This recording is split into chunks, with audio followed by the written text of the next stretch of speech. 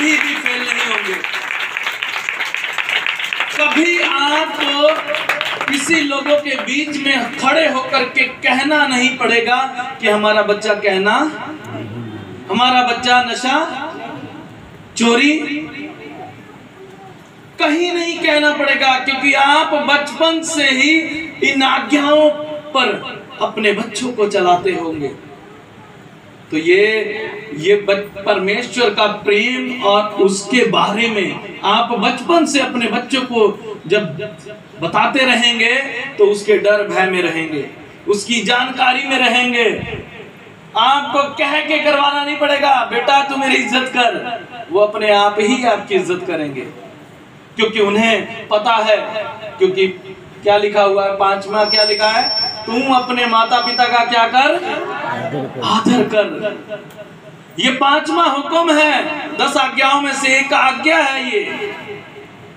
जब ये आज्ञा वो पढ़ेगा, आपको कहना नहीं पड़ेगा अपने बच्चों को, आपको सिखाना नहीं पड़ेगा कि माता पिता की आज्ञा करें या ना करें। उनको पहले से पता होगा कि ये परमेश्वर की आज्ञा है, मुझे इस पर चलना है, कि उसमें लिखा है तुम अपने माता पिता की क्या करो, आज्ञाओं को मानो, उनका आदर करो। तुम झूठ मत बोलो, चोरी मत करना, व्यभिचार ना करना, कोई भी गलत संगति ना करना, झूठ मत बोलना। जब ये परमेश्वर का वचन सिखाएगा आपके बच्चों को, आपके बच्चे कभी भी फेलियर नहीं होंगे। हालेलुया। लोग आपके बच्चों की तारीफ करेंगे। जिस नगर में, जिस गली में, जिस मोहल्ले में भी आप रहते होंगे, लोग आपके बच्चों का नाम लेकर के अपने बच्चों को कहेंगे, देखो वो भी तो बच्चे हैं। क्या चाहते हैं माता पिता की ऐसी तारीफ हो उनकी? चाहते हैं, कितने लोग चाहते हैं कि ऐसी तारीफ हो उनकी भी, उनके बच्चों की भी। तो इसलिए वचन पर परमेश्वर की आज्ञाओं को आज से ही शुरू कर दें। किसी ने कहा है ना, जब जागे तभी सवेरा, जब जागे तभी सवेरा। अगर आज हमें ये बात पता चल गई तो आज से ही शुरू कर दें इसे। आपको अपने बच्चों के भविष्य बनाने की, उसके सोच की आपको चिंता करने की जरूरत नहीं पड़ेगी, क्योंकि उनकी चिंता, उनकी फिक्र करने वाला कौन है? वो परमेश्वर है, वो यीशु मसीह है। इसीलिए तो उसने कहा, बच्चों को मेरे पास आने दो, उन्हें मना मत करो, क्योंकि स्वर्ग का राज किनके जैसा है? उन्हीं के जैसा, बच्चों के जैसा ही है।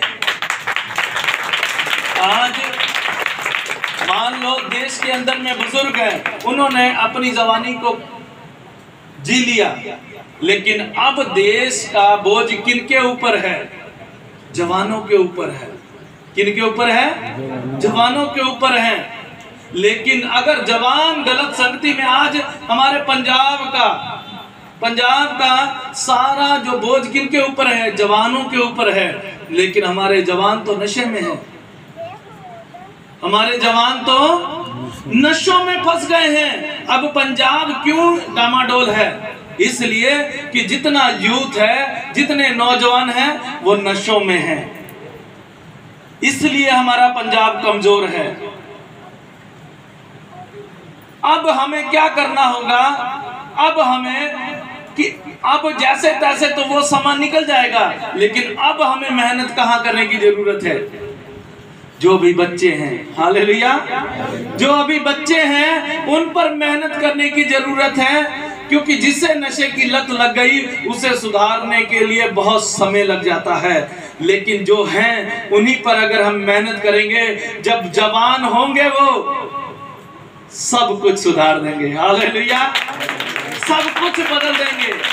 अगर आज हम सोचें कि आज ही हम जो कुछ करें तो हमें तुरंत रिजल्ट मिल जाए, तुरंत रिजल्ट कभी भी नहीं मिलता। हम पढ़ते हैं तो एक साल में परीक्षा आती है, तब अगली क्लास में जाते हैं, हमें इंतजार करना पड़ता है। अगर आज अपने बच्चों को हम अच्छी शिक्षा दे देंगे, आज जैसे मर्जी हम पंजाब के अंदर में जिस मर्जी हालात में रह रहे हैं, लेकिन आने वाला भविष्य अच्छा हो जाएगा। हालेलुया, आने वाला भविष्य अच्छा हो जाएगा।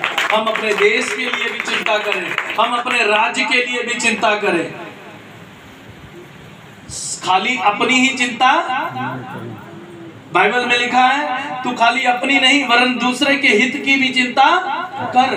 दूसरे की हित की भी चिंता करनी है। अगर आपका बच्चा अच्छी संगति में रहेगा तो और उसके साथ 10 लोग होंगे, उनमें से 2 लोग तो उसकी सहमति में होंगे।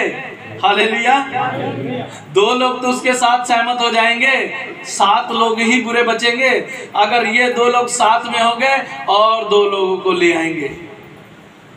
अगर सारे के सारे वैसे हो गए तो आपके गली मोहल्ले में जीना दुश्वार हो जाएगा।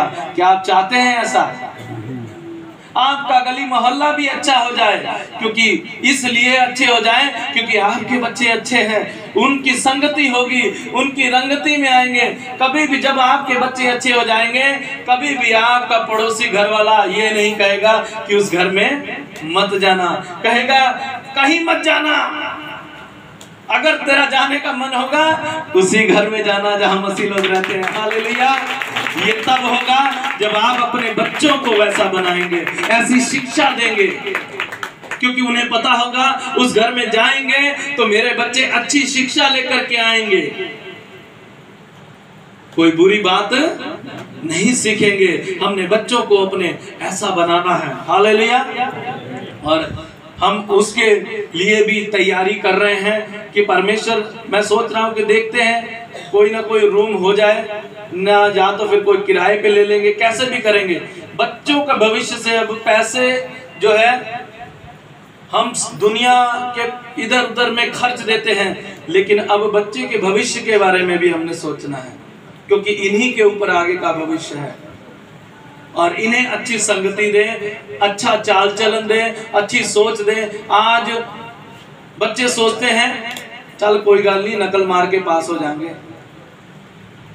जब बच्चा नकल मार के पास होगा, फिर आप उस कोई डिग्री लेने जाएगा, अगर डॉक्टर है या कोई इंजीनियर है, कुछ भी है, अगर वो रिश्वत से पास होगा, रिश्वत से होगा, तो एक दिन वो आपके लिए हानिकारक होगा। जैसे मैं बताने लगा था, मुझे एक छोटी सी स्टोरी याद आ गई। एक बार ऐसे ही बच्चा डॉक्टरी की पढ़ाई कर रहा था, वो उसे कुछ नहीं आता था, और जो प्रोफेसर पढ़ा रहा था वो रिश्वतखोर था। कौन था? अब जब भी कोई लेक्चर होता था वो उसकी बुक में पैसे रख जाता था, और जैसे ही खोलता था उसमें लिखा होता था, वो समझ आता था कि मुझे इसे पास करना है। एक दिन क्या हुआ, धीरे धीरे करके वही रिश्वत के दम पर वो बड़ा डॉक्टर बन गया, सर्जन डॉक्टर बन गया। वही प्रोफेसर की पत्नी एक दिन बीमार हो गई और हॉस्पिटल में उसे दाखिल किया, और जब उसे पता नहीं था एक्सीडेंट हुआ, और हॉस्पिटल में गई, और हॉस्पिटल में जाने के बाद जब अभी पहुंचा ही था, अभी उसे वो डॉक्टर से नहीं मिला। कहते हैं कि आपकी पत्नी का ऑपरेशन हो रहा है। वो भागा भागा आया, आईसीयू के बाहर खड़ा है, और मैसेज आया, सॉरी आपकी पत्नी नहीं बची, हम उसे बचा नहीं सके। वो क्यों? क्योंकि जब वो उसको क्या कहते हैं, शर्ट जो गले में डालते हैं डॉक्टर लोग, स्कोप, वो स्कोप डाल करके वही निकला सफेद कोट पहन करके। जब उसने देखा, उसने पूछा किसने ऑपरेशन किया? ये डॉक्टर साहब ने किया। उस दिन उसे अपनी गलती का एहसास हुआ, उस दिन उसे अपनी गलती का एहसास हुआ। इसे तो कुछ भी नहीं आता है, इसे कुछ भी नहीं आता है, मैंने सिर्फ पैसे ले लेकर के इसे बड़ा डॉक्टर बना दिया। तो आप अपने बच्चों को अपने जीवन में भी इस बात को बांध लें कि हमने भी कभी बुराई पाप नहीं करना, कोई रिश्वत लेके काम नहीं करना, कोई नकल चोरी नहीं करनी। आप उस दिन तो कर लेंगे, लेकिन उस प्रोफेसर की तरह आपको भी किसी ना किसी दिन भुगतना पड़ेगा। इसलिए हम अच्छा समाज बनाएं, अच्छे बच्चों को अच्छी नॉलेज दें। कोई बात नहीं, तू फर्स्ट नहीं आया कोई बात नहीं, सिर्फ पास के लिए नंबर आ गए कोई बात नहीं। अगर आप बच्चों के ऊपर फर्स्ट आने के लिए दबाव डालेंगे तो वो नकल ही मारेंगे, क्योंकि उतना तो पढ़ते ही नहीं है, उतना वो पढ़ते नहीं है। आप बोलो कोई बात नहीं, तुम अच्छे नंबर ही ले आना बस, पर नकल नहीं मारनी, अपने दम पर से नहीं हुआ होगा। स्कूलों में तो नकल मार के पास करा देते हैं, कई बार जब बोर्ड के पेपर आते हैं वहां पर आपके बच्चे फेल हो जाते हैं। स्कूलों में तो उन्हें पता है कि भाई इनसे पैसे लेने हैं, चलो कोई बात नहीं, 100 रुपए की ट्रॉफी ला करके साल में एक बार ही देनी है, 100 रुपए खर्च देंगे, तो साडा बच्चा तो ट्रॉफी लेके आया है। अब जब वहां पर बोर्ड की क्लास में जाता है फेल हो जाता है।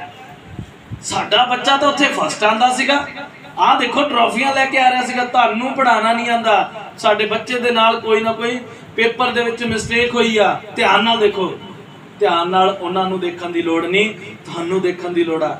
तुहाडा बच्चा तां स्कूल च नकल मार मार के पास हुंदा रहा, उत्थे तां नंबर नकल मार मार के लिआंदा रहा, लेकिन रियलिटी दे विच की होया, वो फेल। क्या हम अपने बच्चों को ऐसा बनाना चाहते हैं? इसलिए अपने बच्चों को उतना प्रेशर मत डालो। ये भी नहीं मैं कहता कि बिल्कुल खुला छोड़ दो, प्रेशर डालो, बस उतना डालो कि जितना वो सह सके। अगर एक बच्चा है वो 5 किलो का वजन उठा सकता है तो उसके ऊपर 10 किलो का वजन मत डालो, नहीं तो वो वजन या तो उससे दब जाएगा या फिर आपका कहना नहीं मानेगा। हालेलुया। इसलिए अपने